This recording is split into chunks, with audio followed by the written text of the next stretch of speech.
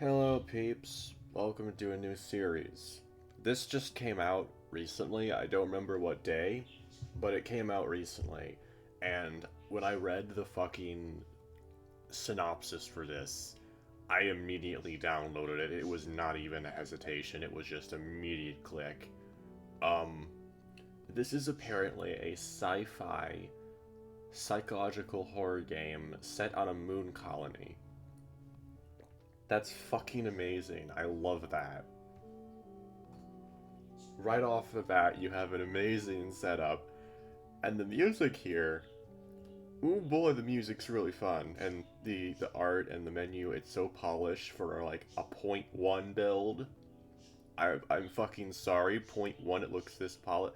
Honestly, at this point, I should get used to them being this polished to begin with. Ever since Burroughs happened, it's just become the new standard, and I'm fucking happy for it. Um, right, let's get into this, mate. Fucking start it up. Ooh, a little beep. I like that. Whoa. It's finally done. Beautiful, isn't it? We're going to do so much with all this. To even surpass death itself, to be able to protect precious life like this, humanity's achievements. It's incredible, no? I don't know, man. Surpassing death is a bit fucky. You don't want to be doing that. Oh my god, the UI's fucking pretty. The UI is fucking pretty. I love it. Happy birthday, dear. How many is that now? Hee hee, I stopped counting after, I don't know, 4K. So we're already adding one of the most horrific horror devices I can think of to this in the first fucking minute of the game. Eternal life. Fuck that. No, it can't. I'm not emotional enough to even do this right. I've literally not experienced enough of this. I don't know about this. Is there any other way? I, I can't think of anything else. We're running out of time. They're depending on us. Everyone is depending on us. Ooh. Ooh, what are you? Who are you? That's us? Okay, it's second person. Cool. You stand upon a green panel, flawlessly smooth and perfectly aligned with a series of other glassy platforms. The air is cold and you find it impossible to breathe, not that you feel the need to. Floating before you is a monolithic city, hanging upside down and adorned with brilliant neon lights visible from way out here. Below, or at least what feels like below to you, stands Earth. You stand in awe of the grandiose pillars, shining with geometric patterns of pink and blue, but despite the radiant light show, you can't help but notice something is off. I really like how he mentioned what seems like below, because that's how space is. There's no directions in space. Where are the stars? I was gonna ask that. I was gonna ask that, not gonna lie. Uh-huh. Thank you. It is completely silent. You try to utter a phrase, but you feel your throat tighten. I try to take a step forward, but your movement is sluggish, as if you're moving through thick jelly. He's having a nightmare. Eli. Okay. We have a Eli character. Interesting. I don't get to name him. The art style is interesting. I definitely find it interesting. Where am I? How did I even get here? I don't remember a thing. Please, you can't, not after everything we've done. My love, please forgive me, it's our last hope. You hear echoes of unfamiliar voices, one feminine, soft-spoken and graceful, yet filled with a sense of melancholy, the other girlish and bright, but with inflections of uncertainty and urgency.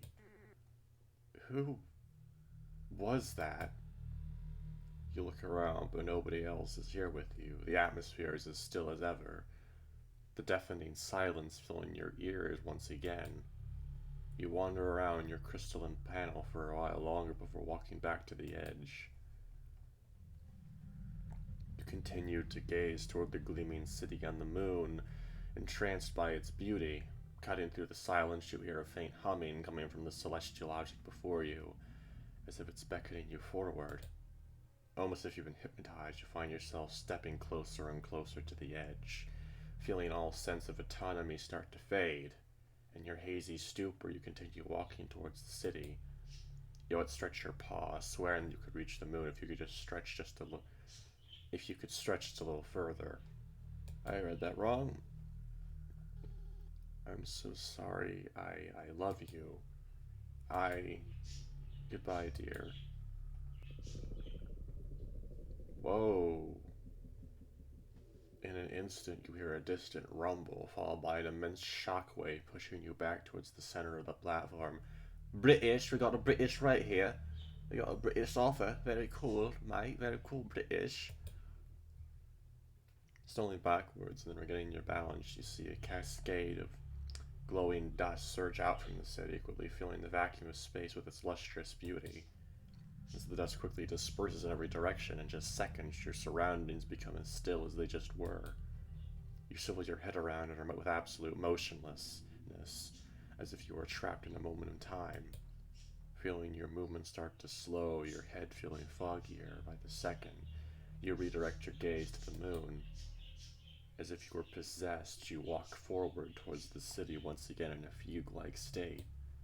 With a complete lack of reason or control, you step over the edge of your platform, not even taking a moment to look down, your eyes still fixated on that grand city before you. That's a terrible idea. You're just stepping off into the vacuum of space. Despite the feelings of near weightlessness you would just experience, and when your foot goes over the edge, you feel yourself start to fall. That's not space. That's not scientific. Your head starts to throb as you feel an intense wave of nausea wash over you, and your chest swells up with an immense feeling of dread. After only a brief moment, your fall slows down until you come to a halt. The encroaching darkness swallows you whole. You feel your heart rate begin to speed up as your blood pumping through your ears is the only thing you can hear through the complete silence. You try to move, but to no avail. You try to breathe, but you feel like you are suffocating. You try to scream, but... Wow, that was a genuine jump. You got me. Ooh, we got jellyfish. Whoa.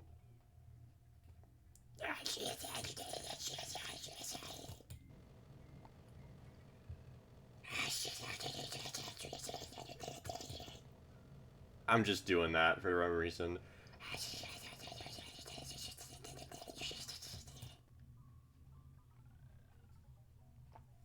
Whatever feels right, man. Whatever feels right. Your head is immediately filled with a cacophony of horrifying, incomprehensible. Well, that was pretty accurate. Then spiraling croaks and the sound of writhing tentacles clutter your mind. Completely petrified, you try to reorient yourself as you feel the world around you start violently spinning. Ooh, hello there. Ooh.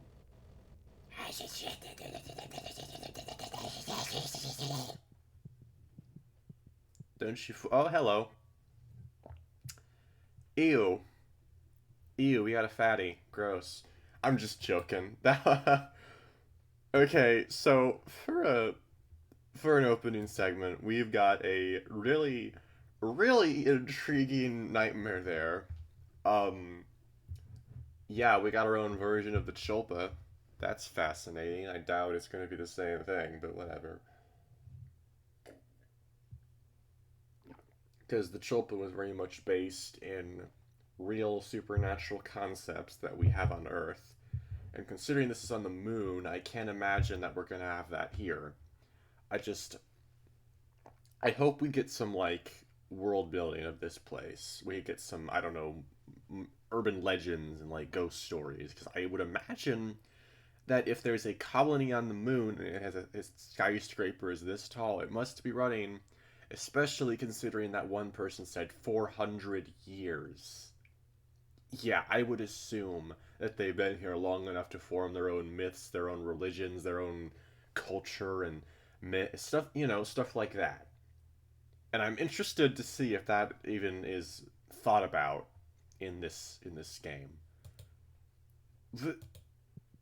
You jolt awake, heart racing, sheets drenched in cold sweat. Gentle neon glow comes in through the windows, diffused through the foggy glass, and illuminating your surroundings. You take a deep breath and ease yourself back into reality. Ooh! We got Ace Attorney speech. That's cool. That's more Animal Crossing, though. No, that's Animal Crossing. What the fuck am I talking about? That's more Ace Attorney. Again, this will be the fourth time this month. Struggle to fully open your eyes as they are practically sealed shut with the familiar, crusty eye gunk.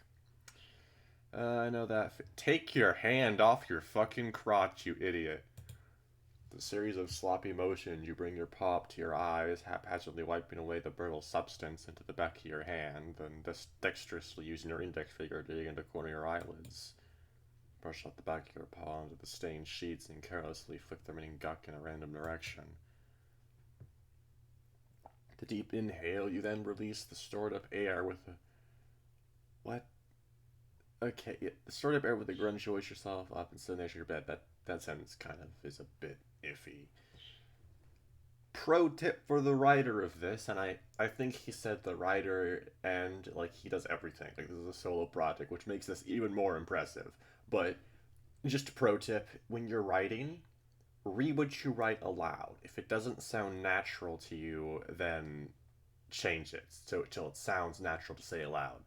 That doesn't mean you have to make it like how you would talk. You just have to make it flow, and you have to make it flow in a way that makes it easy to like read and say aloud. And you're talking to someone that writes. I mean, the last thing I wrote was this combination of French and English combined into this linguistic word salad that actually worked out really well. Yeah. So I'm not exactly the most conventional writer when it comes to writing, but even I have to follow that rule. You reach over to your nightstand and put on your glass. Ooh, okay. I wear glasses too. That makes her that bit more relatable to this too. Then, sitting them snugly on top of your snout. God, I'm exhausted. Is he a scientist? He looks like a scientist to me. What am I fucking saying? Oh, he's got a nose ring. Gross. I hate piercings. They're so ugly. You clumsily roll out of bed, stumbling over as you stand up. You feel a torrent of blood rush to your head as you trip over and almost fall. Oh yeah, again. This doesn't flow naturally. As quick as you got up. You stand in your room and observe your surroundings. Old fantasy and... Ew. Fantasy's gross. Old fantasy and fiction books line the wall-mounted shelves around you. You don't remember where most of them even came from, but most of them in red. Neglected household plans hang in front of your window. It's spreads haven't died yet, but it makes sense when you remember everything's been automated by little robots, so why bother? Several holographic screens are mounted to your walls, set to black. While they could set to display anything you want, you can't really think of anything interesting to display. At your desk, another holographic screen is lit up, left idle on a random page on the Edennet. You look over the corner of the screen and check for the time.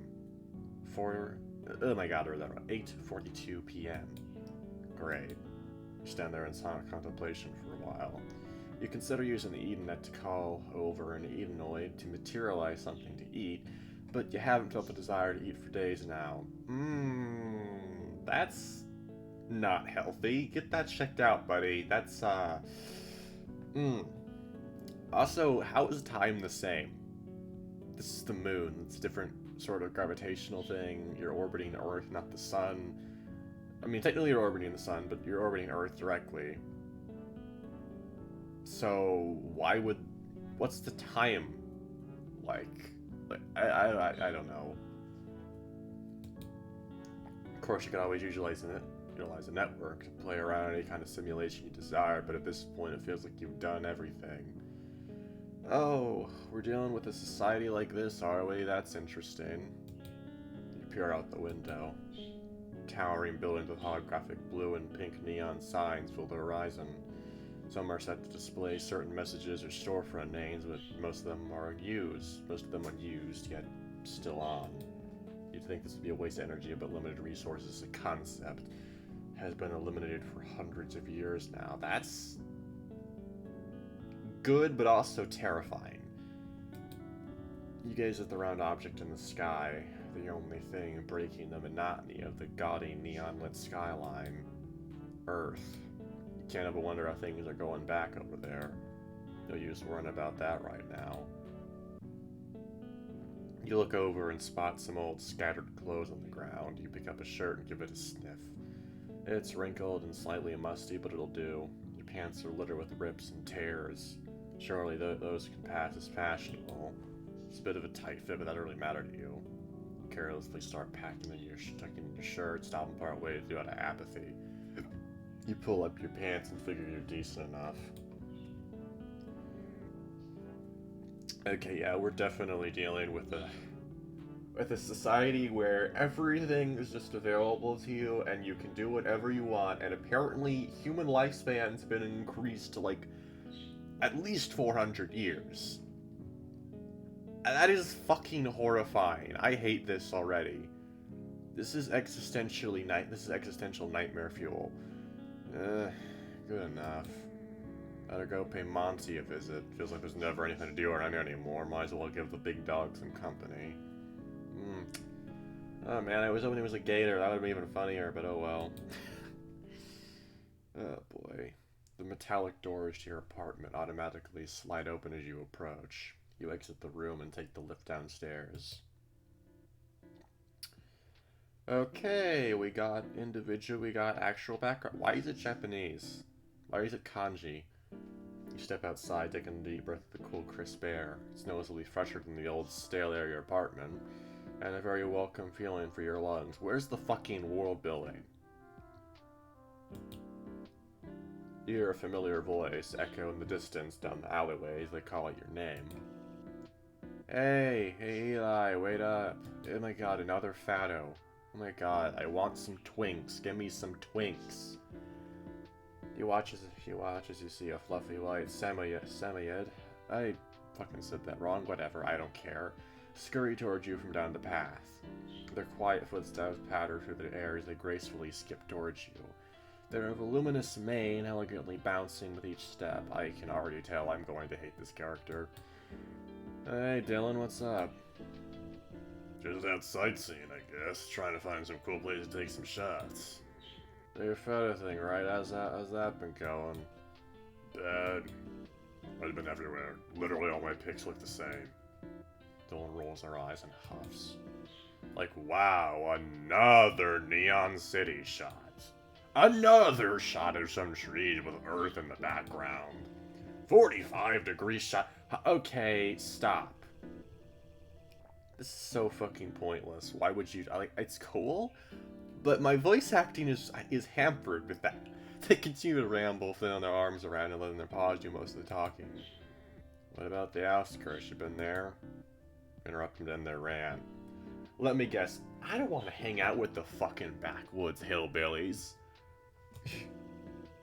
Oh, Melanie promised not to go there. She's working on something under the bridge that she don't want me to see yet.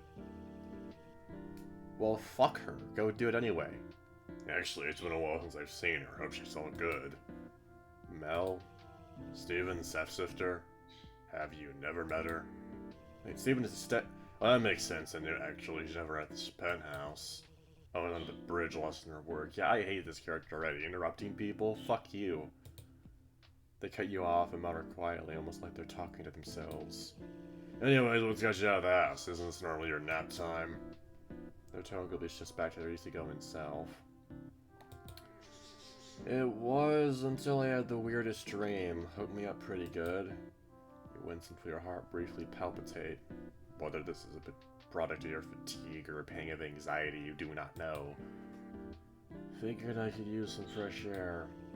What kind of dream are we talking? Talking teeth dreams or spider nightmares? Spider nightmares, huh? You mean one where a spider crawls up the bed while having sleep paralysis while you're in your ex-boyfriend's house? Is that kind of spider dream? I wish I could have normal spider nightmares again. Dreams never make sense, and I'm not gonna bore you with it. Oh my god, you boring cunt. You boring fucking bitch. Talk about it. Jesus, give us some dialogue that actually contributes to the fucking world building already. Or just something. I want to know the fucking world building of this place, for fuck's sake, but no, apparently that's boring. That's exposition-y. God, I fucking hate creative writing classes so much. Fair enough. I'm kind of just trying to kill time. Pretty uninspired. No one's home. Get a bed to the penthouse and there's some drinks and hang it up you want. Wayne won't be home for a few hours, and I'm sure he wouldn't mind walking in us like last time. They wink and smart. Oh my god. Of course, the stupid, non-grammatically garbage voice become more playful. You, like, I'm not, like, I do accept non-binary people, but you think that with the concept of non-binary, you would just say he or she, depending on how they feel, or whatever, and they wouldn't fucking care, because, you know, that's the whole point of non-binary. You kind of fluctuate, you have different whatever.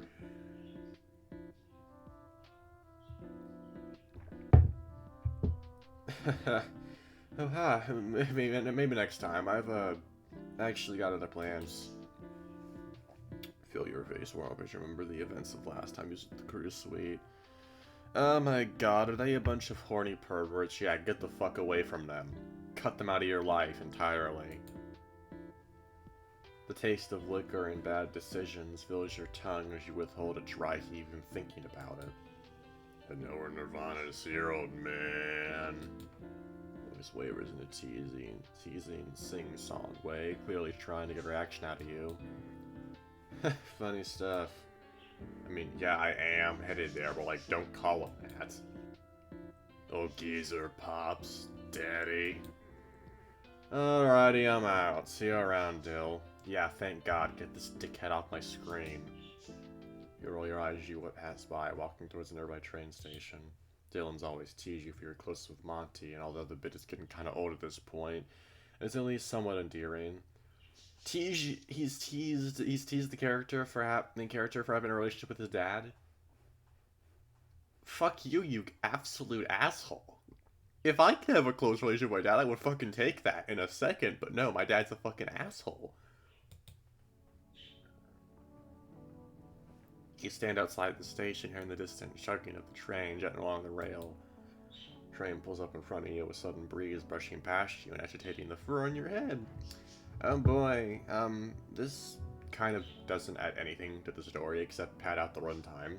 You brush your digits in your hair, fixing up as the train slowly comes to a halt. Oh boy. Yeah boy. Habsburg Station. Next stop, Nirvana Station, then all stops to the Andir River. Always remember to be courteous to your fellow passengers. Thank you for riding the Eden Express. The train's doors shut. The train's doors open as you take a step into the empty shuttle. You hear the door shut behind you as you glimpse down the carriage, seeing nothing but vacant seats. For a closer inspection, you notice a spaced-out Malamute sat down at the end of the shuttle. Why are they all dogs? Why are they all fucking canines? Give me some exotic, like, fucking... Jesus. His ears perk up as you step on, and you see his broad, muscular figure get up from his... Yuck. Another fucking muscle-bound, idiotic himbo. Great. Oh, hey, Eli. His voice cracks as he stands. Ugh! Yuck. Visibly nervous, he stands with a meek slouch, presenting himself in a very hunched-over manner. Whoa, I can't remember the last time I saw anyone else using the train, especially you, Benny. I can't remember the last time I've seen anyone around at all.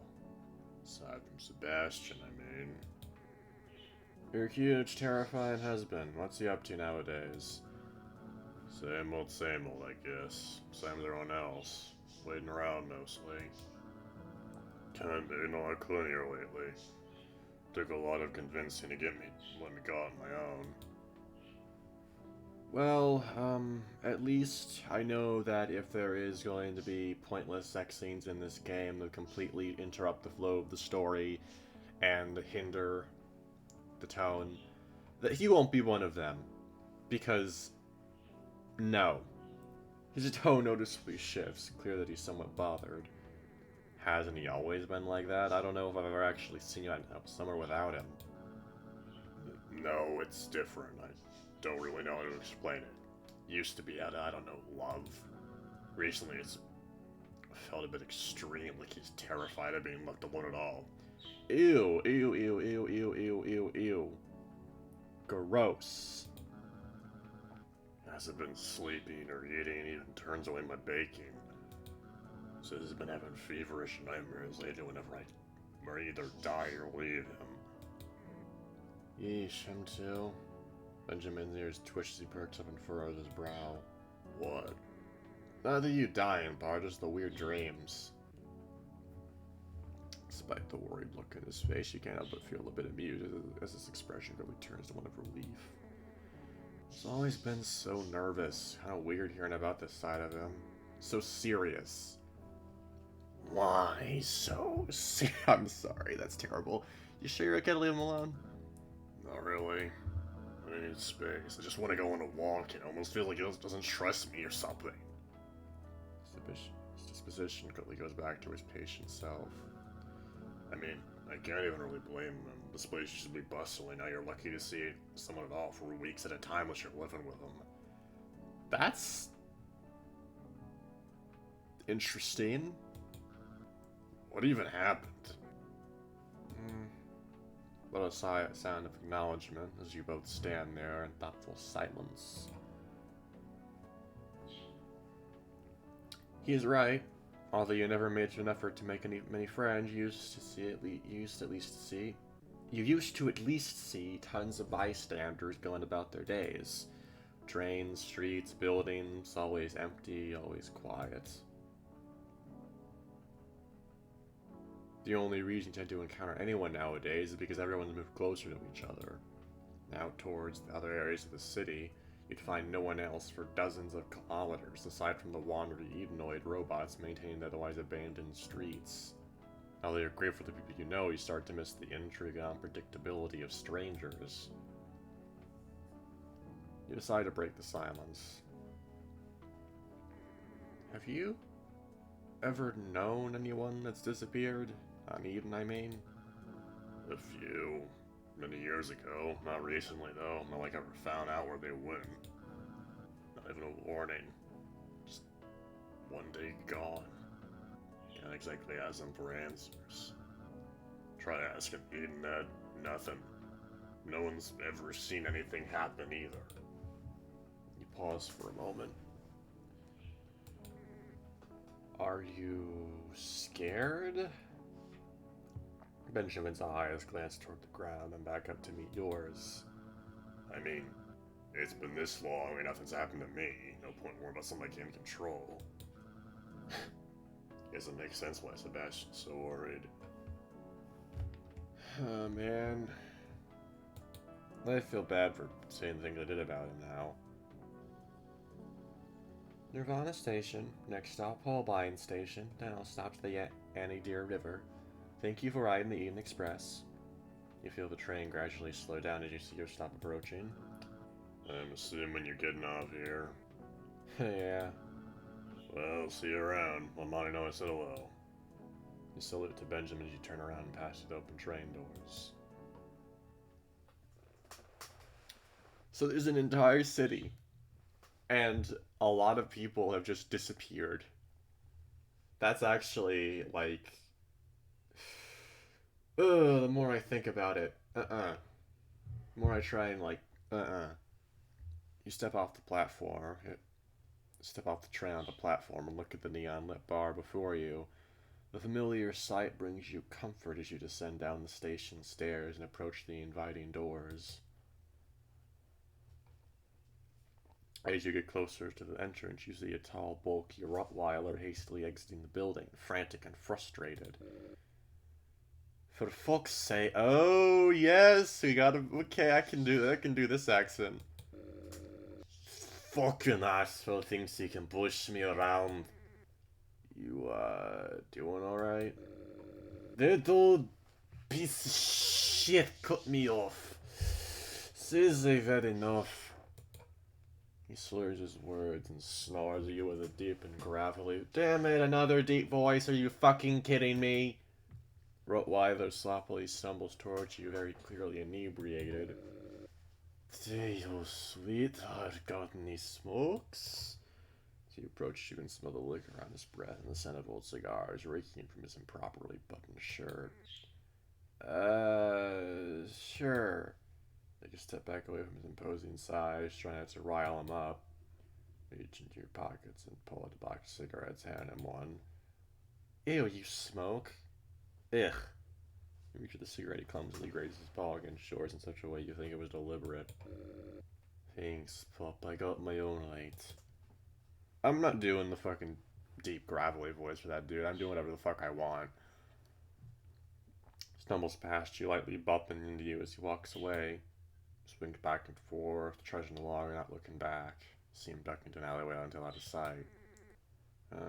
Haven't seen him before. What's his deal?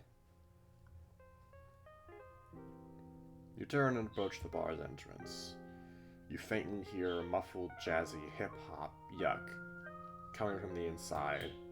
Walking past and peering through the window is a portly corgi appears you already be. Another fucking dog! Where are the cats? Where are the lizards? What the fuck is going on? Sitting alone enjoying a beverage. Oh my god, why is every character fucking giant? Metallic doors slide open as you approach the bar's entrance. Familiar sights of blue and pink neon cutting through the otherwise dim lighting. Good to see you, Eli. Figured it's only a matter of time before I saw your mug walk through these doors. Come, Barstool's calling your name. Hey, Charlie. Take a seat behind the jolly dog. As you bump yourself down in the velvet stool, you feel your elbow bump and sink into his wide frame.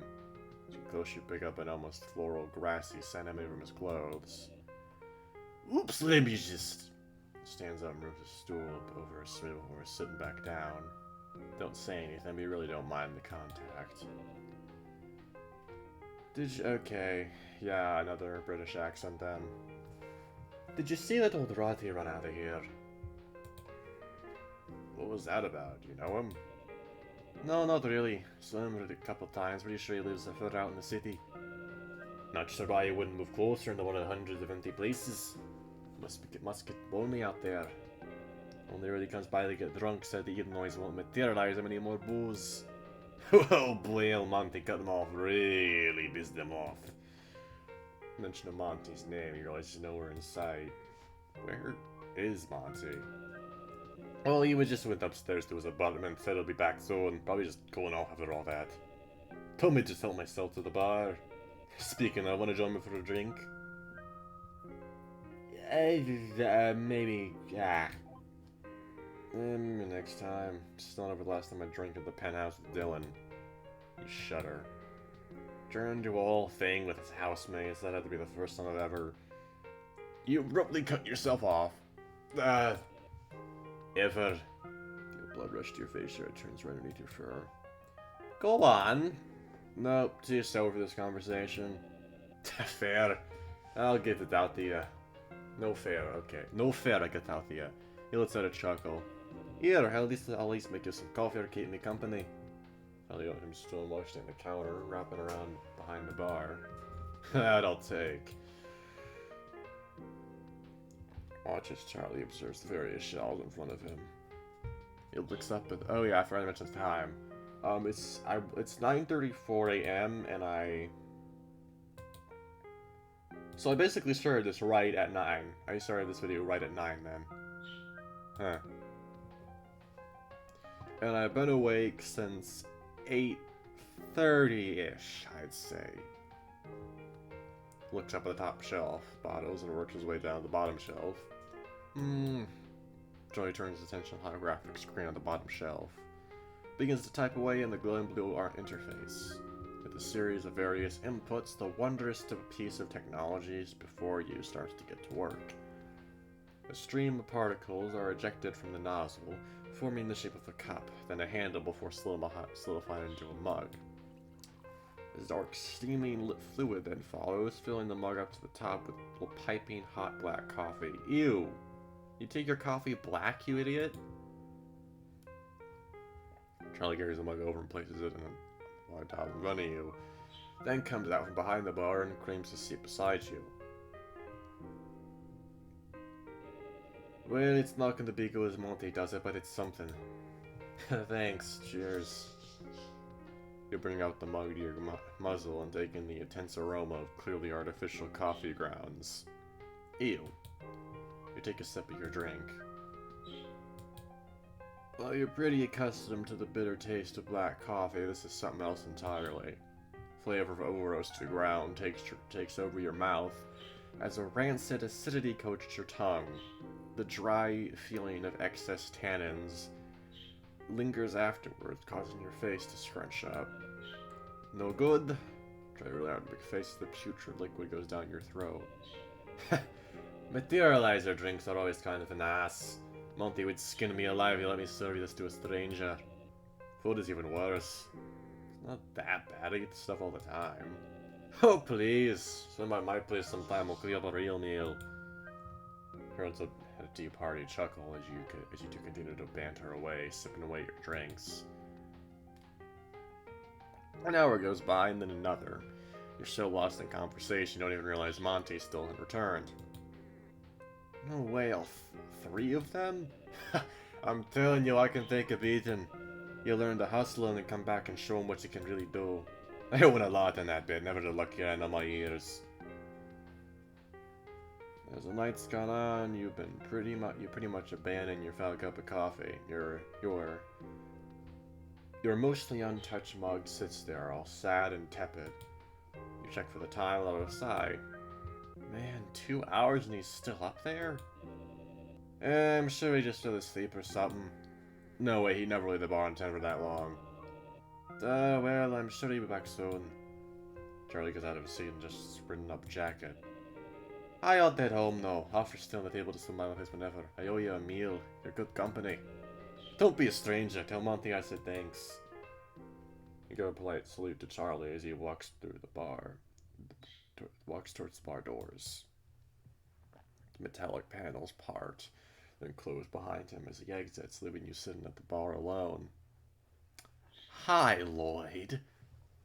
I'm sorry. Yeah, I just immediately shining references. Characters sitting alone at the bar. Immediate shining reference. God damn it.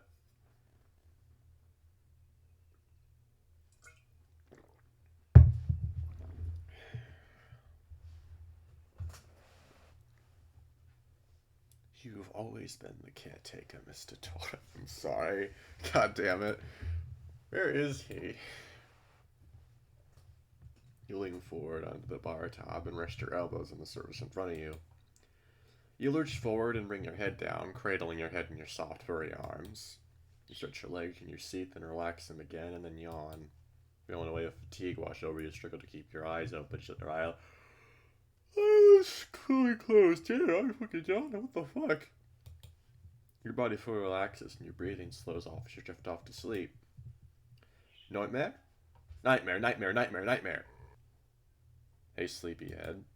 Feel a large paw gently caress the top of your head. Oh boy, we have another fat person. Cool. Your eyelids gently open and you slowly move your eyes upward. Another fucking dog. Where are the other animals? Jesus. A massive mountain dog looks down at you with soulful brown eyes and a gentle expression on his face. Hansi? Even loosen up. You finally jolt upwards, noticing you left a noticeable puddle of drool on the bar top. Your eyes are damp and matted with slobber. Oh god, how long was I out for? Couldn't tell you. I just found you passed out when I came back downstairs.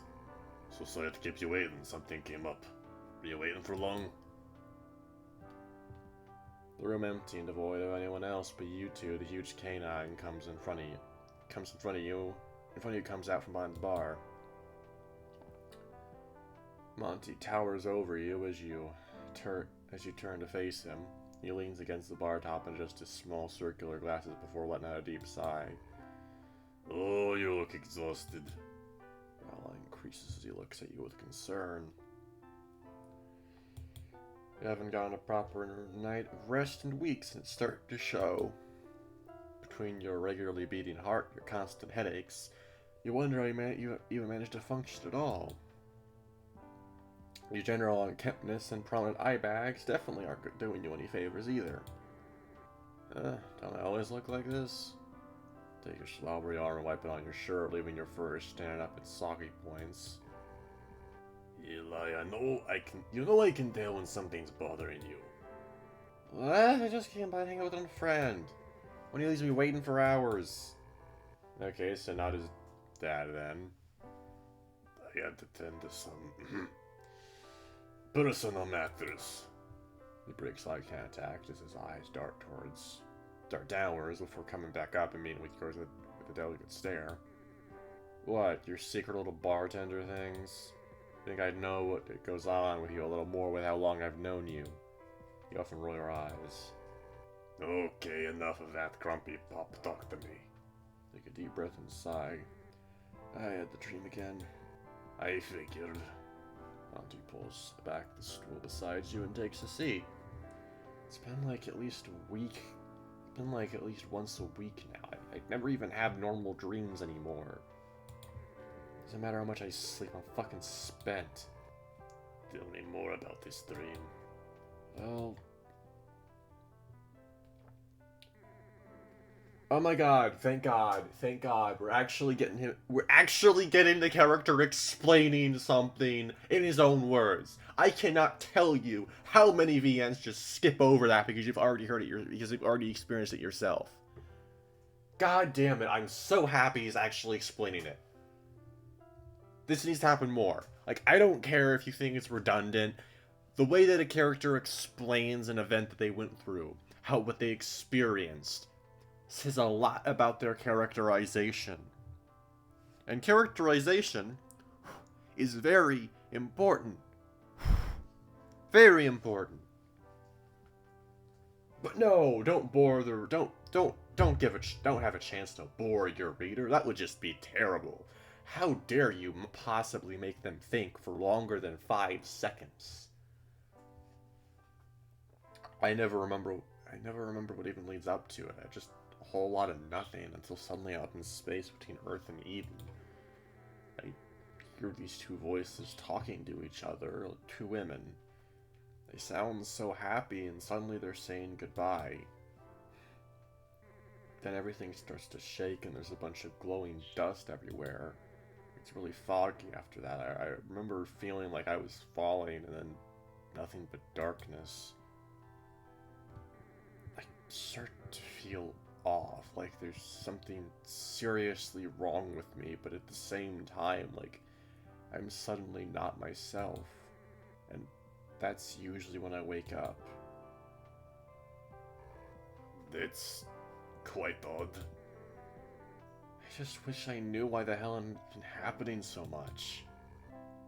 Do you know the people in your dream? Couldn't tell you. I never saw them, just voices. Well, the mind is strange. Have you ever had other completely fabricated people show up in your dreams? Oh, lots of times. Got tons of fake people stored in my brain. You have to smirk your remark. But I can't explain it. These voices feel more real. Maybe people you've forgotten about. Things lay dormant in the brain all the time until one day. Alan feels of his paw, balled up into tight fists. He then quickly opens them and suddenly waves his arms outward in an opening motion. It all just comes back. There's a pause as you see Monty stir forward, eyes unfocused in an associative state. You know, we've been around for an awfully long time, all of us. There's no feasible way any of us can remember everything. He hesitates again. Or everyone. I never forget people. Yeah, what you have for breakfast this morning? I said I never forget people. And for the record, I didn't have breakfast. Eli. Yeah, I had a few sips of the worst cup of coffee I've ever had, if that counts. It doesn't. You try to lighten the mood, but it's clear that Monty's concern for you outweighs any attempt to relieve his worries. He brings his paw up to his bearded chin and ponders for a moment. Here, let me show you something. I won't be long. He gets out of his seat and goes behind the bar, then passes through the door leading up to his upstairs apartment. That's what she said last time. Heavy-footed steps rhythmically thump the ground as they progressively sound more far off with each step. You hear the distant sound of a materializer and then the delicate high-pitched clinking of metal on ceramic. Various noises in the distance come from upstairs. Cabinets closing, liquids being poured, and a mug being stirred. After a brief moment of silence, your footsteps get progressively louder, and the stairs creak under Monty's weight as he slowly comes back down. Before long, Monty comes back out beside you and places a steaming mug filled with a glistening azure liquid in front of you. The color, well, shining with a likeness of brilliant aquamarine sparkling in the morning sun, is naturally off-putting for any kind of drink. What is this? It's a butterfly pea and chamomile tea. Brewed it with a stick of cinnamon and some other special things. Look at Monty and tilt your elbow, raising an eyebrow. Lots of love. Monty's crow's feet are accentuated as his eyes squint, and the corner of his mouth raised into a warm smile as he winks. Wait, did you say butterfly pea? Pea, P-E-A. It's a flower grown mostly in Southeast Africa back on Earth. Yeah, that makes more sense. Okay, that's some subtle world building at least. Neat. A gentle floral aroma raises from the vessel, filling your nostrils with the slight nose of apple and citrus.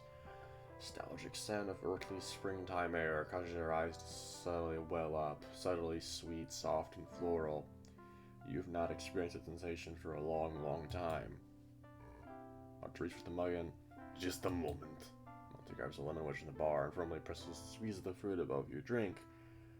A steady stream of juice drips into the bright cyan fluid below. With each drop of citrus, the tea gradually shifts towards an amethyst-like hue, then turns into a striking shade of fuchsia. What? Your eyes widen slightly. Monty chuckles. It's anthocyanins found in the butterfly tea. Cyanins. Jesus. The pigments react to acids. Doesn't taste like much, but it sure makes for a cool party trick. Hopefully the chamomile helps calm you down a bit. It's all anecdote, the worst case scenario. You got a nice warm drink. Nice. Oh, you eye up the roseate liquid and gently reach for the mug. You pick it up and take another deep whiff of the bright, earthly aroma before taking a cautious sip. Careful, it's hot. Ouch! Very hot. Yeah, of course it is. It's fucking tea, you idiot. Jesus. What the fuck?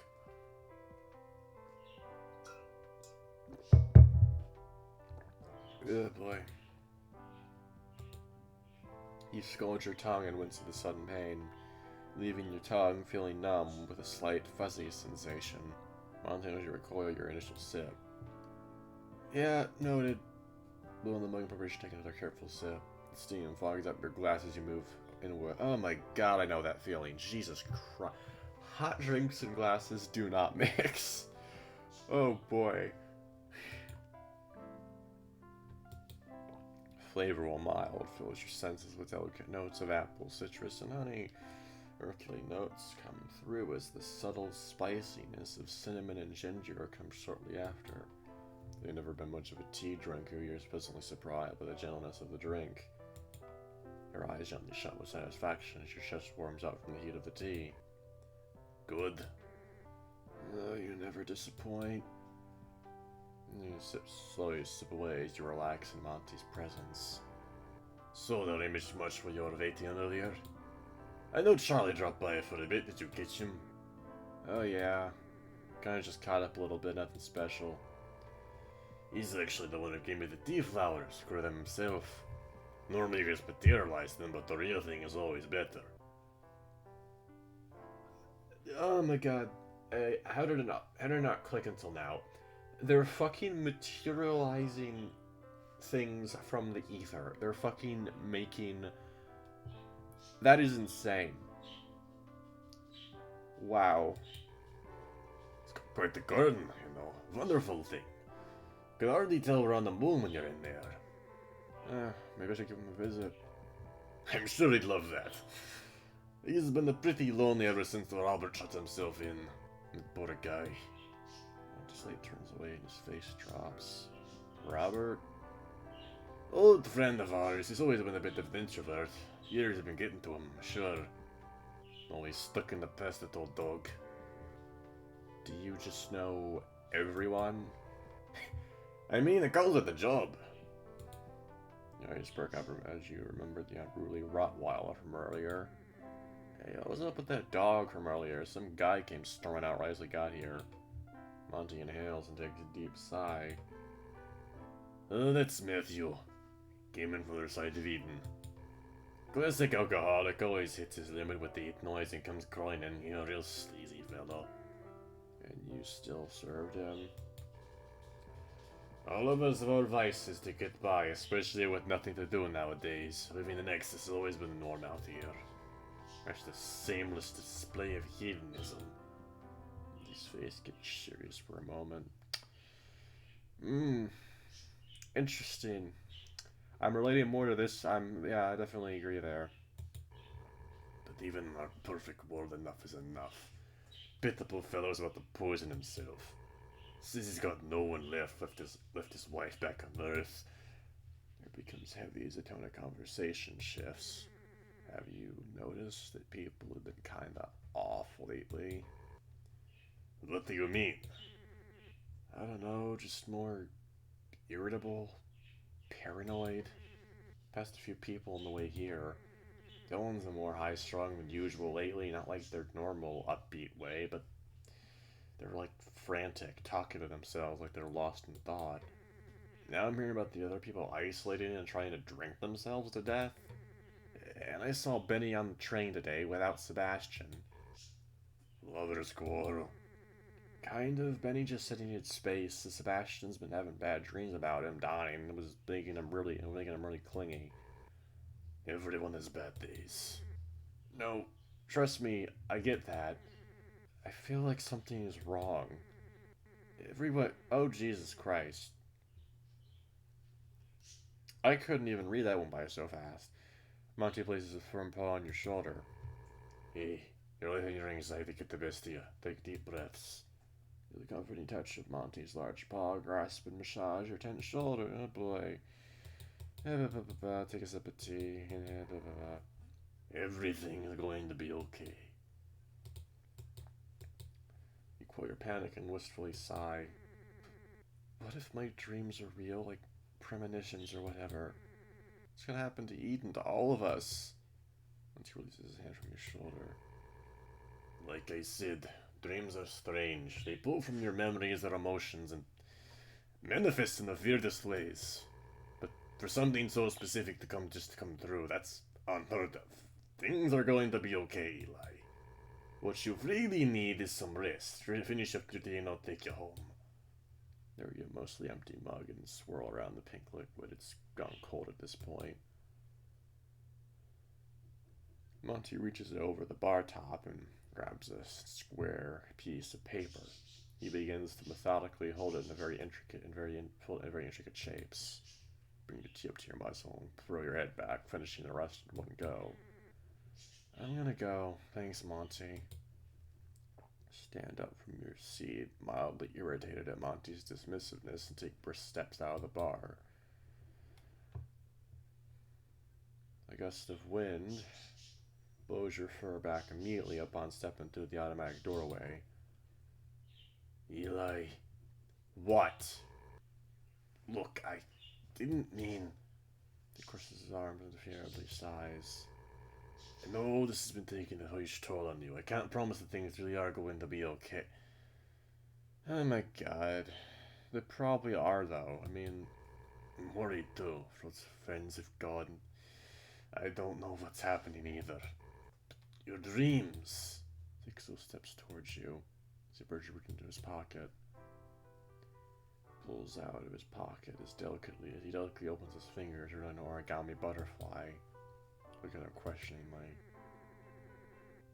Monty, I already have tons of these at home. You keep making me all these paper cranes, birds, little dogs. They say butterflies are a symbol of hope. If tea doesn't work, then maybe this will help you sleep better. What are you talking about? Monty sighs. Just hold on to this, call it a good luck charm or whatever. Reminder that I'm with you. You try to grab on the origami butterfly. You admire the craftsmanship behind the complex folds. Tell the squeeze your eyes shut and shake your head. Did it just... What's wrong? You didn't see that. Monty froze his brow and tilts his head. See what? Did he really not... Never mind, I just really need some sleep. Carefully put the origami butterfly in your pocket, taking care not to mingle it too badly. Want me to take you home? No, I'll be fine. I'll just walk there to clear my head. It's not that far. Alright then. Take care, Leela. You know where to find me. Turn around and walk past the train station, down the familiar roads back towards home. Something's gonna happen. Something spooky is gonna happen. There's no way that this is gonna go easy. It's gonna go, yeah.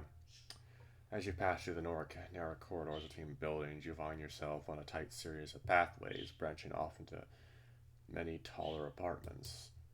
You stand for a moment and look down the central path. Warmly lit windows gently glow through the harsh neon cityscape before you. One might think this would be indicative of life and activity, but the same lights have been on for years now, always on and always untouched. You pray that one day one of these lights turn off, or even better yet, a new one turns on. Anything at all to show that maybe, just maybe, somebody is up there. Neon signage stretches outwards and up, displaying several building names and now defunct businesses and storefronts. Without any form of intrinsic incentive or currency, the only work anyone would do would be done out of passion for the craft, similarly to Monty.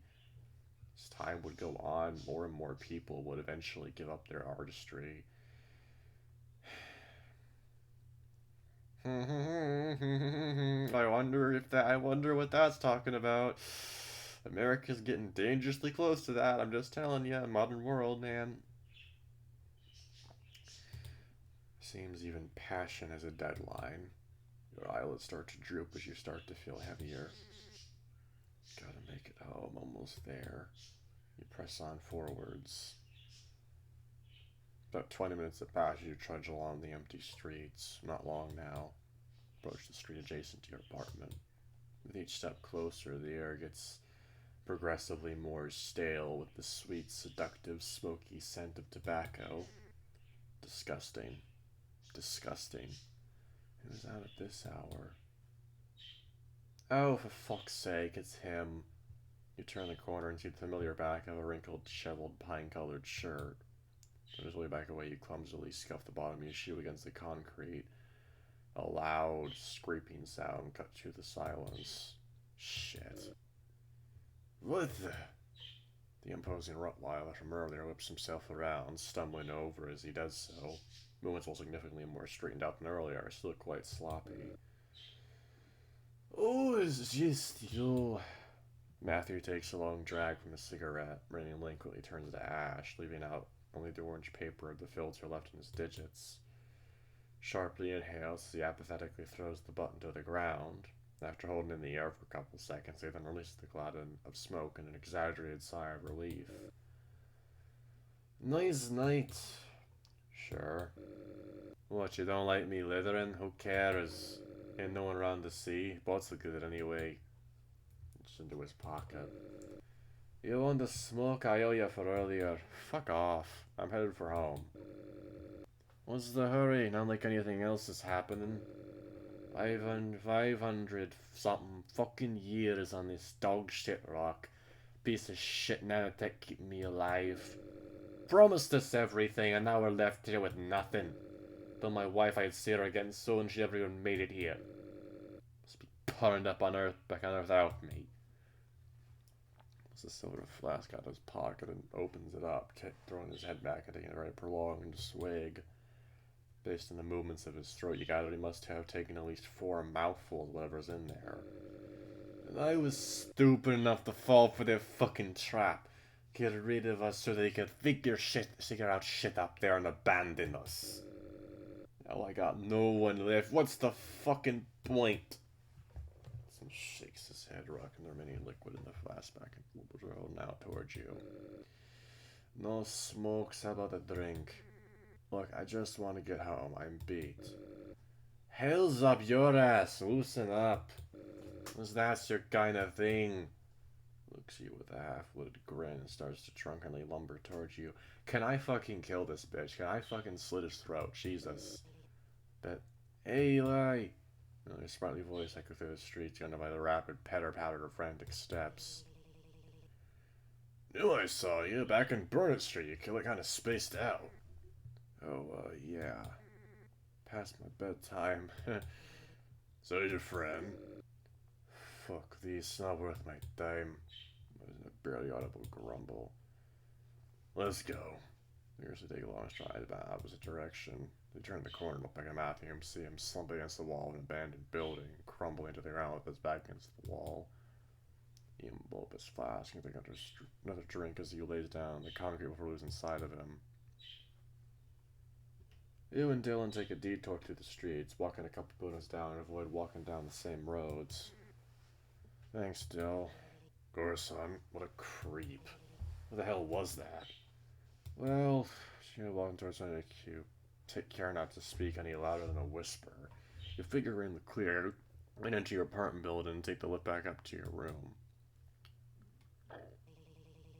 Huh, crazy was just out there all this time. There's that many of us are left. Dylan's ears droop as you see them peer out the windows down at the city streets. Oh, I caught you out there, pretty lucky. The mood of shifts once again. What were you even doing out there? Heading home, actually. Saw you and tried to catch up to say hey. Oh, thanks. Bail me out of that. Oh, do you want to stay the night? It's pretty late and you're not already here. Thanks, but nah, I gotta get home ASAP. Make sure everything's all good with Lane and Steven. That was still our disaster. Sure. No, I never passed up a night with you. This wonderfully made aside with a flick of the neck as they wink at you. But yeah, I better get going. Plus, I can tell you need the rest. You look terrible. Might not be much sleeping if I stay. See you around. Right, take care. Automatic doors slide open as they exit your apartment. Take a deep breath and release all the stored up tension with an exasperated groan. You turn around and look at the holographic screen on your desk to check for the time. 2:42 a.m. The tea definitely would have worn off by now, even if it worked. Take off your shoes and drowsily flop into bed, not even taking the time to bother with any kind of nighttime routine. Lay down, facing your pillow, you contemplate whether or not you should even bother taking your clothes off. You decide not to move. You rotate to your side and let yourself breathe and close your eyes. Overwhelmed by exhaustion, you yawn one last time before steadying yourself and getting comfortable. Your breathing slows and your body fully relaxes as you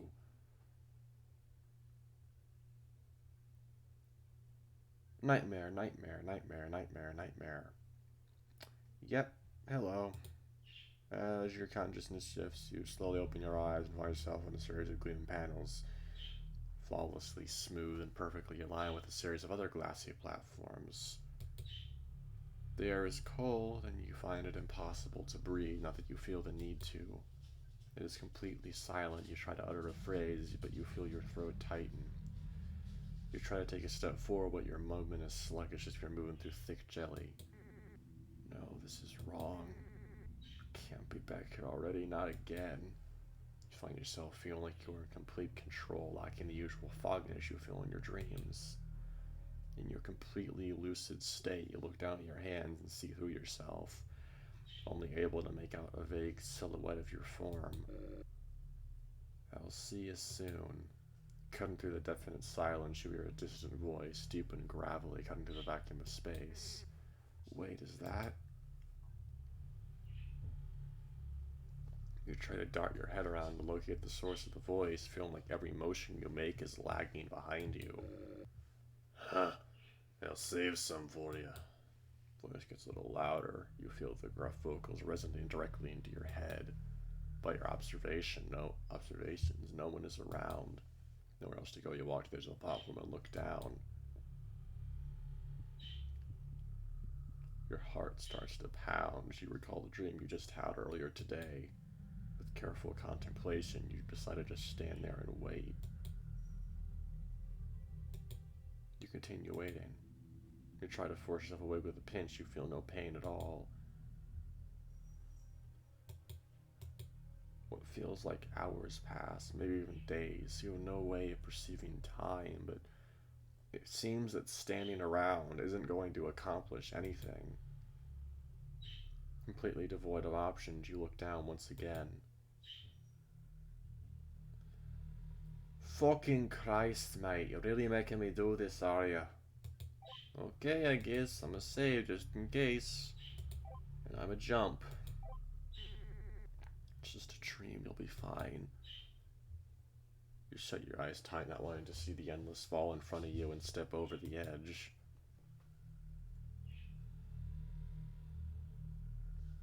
In an instant, your chest flutters as you feel yourself falling. You're trying to steady your breathing, but finally you are completely unable to breathe at all. I'm with you. Monty's own words echo through your head.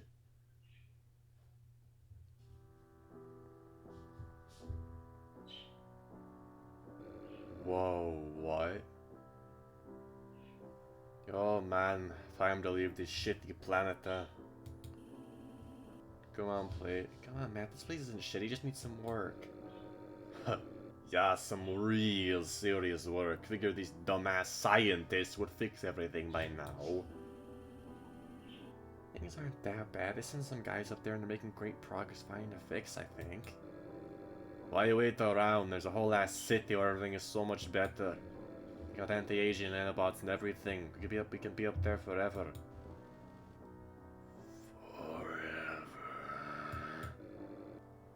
No more worries, literal paradise. Yeah, we're gonna bring all that down here too. This is coming real soon. You actually believe that shite? They've been saying that for years. We're gonna drop dead way before that happens. But it's a one-way trip. What about everything we have here? What if we're really behind? We can't all go. Fuck them. How lucky are we? We'll get to go. Come on, babe. You're right, you and me together, forever. Forever. No. Now aboard the next space bus to Eden. Please utilize retinal scanners for identification once breaching the gate. Well, but that's for me. Hope they don't take too long sending you yours. I'll see you soon. See you soon, don't have too much fun up there. I'll save some for you. Liar. She's a liar. What the fuck's taking her so long? Not like they stopped shooting people up there. Her birthday was supposed to take a week to process, max. She's not coming. No, she'll be here soon. Oh yeah. You'll never see her again. 2 years. 10 years. Whoa, hello. 50 years. God, I hope she was right about that tech worker down there. She's still alive. She's gotta be. You're delusional. 500 for the 500 for fucking shit. What's the fucking point? Been doing the same thing every day for the past however many fucking years. Another one's disappeared. I'm probably on my way back there to tell they aren't telling me about. You will be alone forever. Everyone leaves me. Everyone leaves you. I can't keep doing this. Yes. I give up.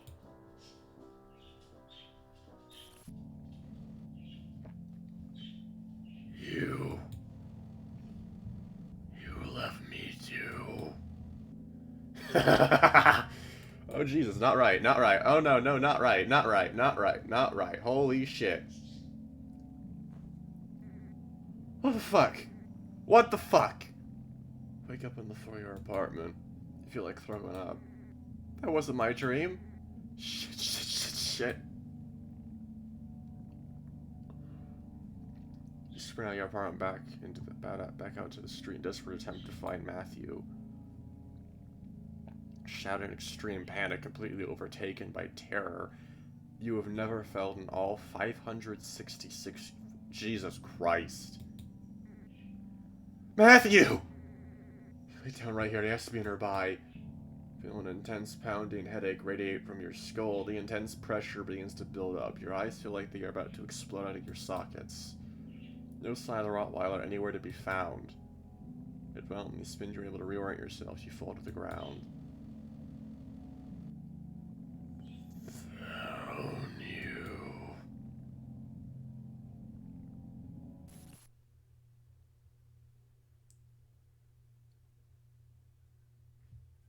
Okay. Okay then. Hello. You lay down on the concrete, you stare up at the completely black sky. Glimmering dust hangs there, suspended in space, beautiful yet unmoving. You feel strangely tranquil. Your surroundings are completely devoid of color. Still disoriented, you try to pinch yourself again to wake up.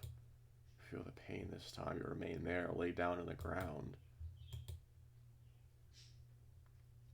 For the first time in a long time, you notice you don't feel excruciatingly tired. Despite this, you aren't necessarily full of energy either. Basking in the stillness of everything, you feel at peace. Calmly close your eyes and take a breath.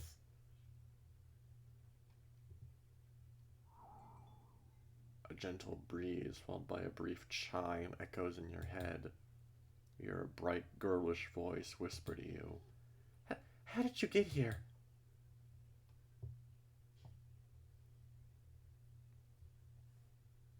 Thank you so much for playing the Edenbound demo and prologue. It took me around 2.5 months of pretty non-stop work to get here, but it's been quite the journey. If else to do from scratch and make it my first step to become going to drop you with zero coding experience, kind of nuts. Made it this far, you have no idea how much it means to me. To show you how it makes so much love and passion. Enjoy, please spread the word. I don't have the biggest platform or anything, but I love to create something lots of people can enjoy. There will be more, and I'm so excited I can develop an Edenbound. Ugh. No thank you. See you again soon.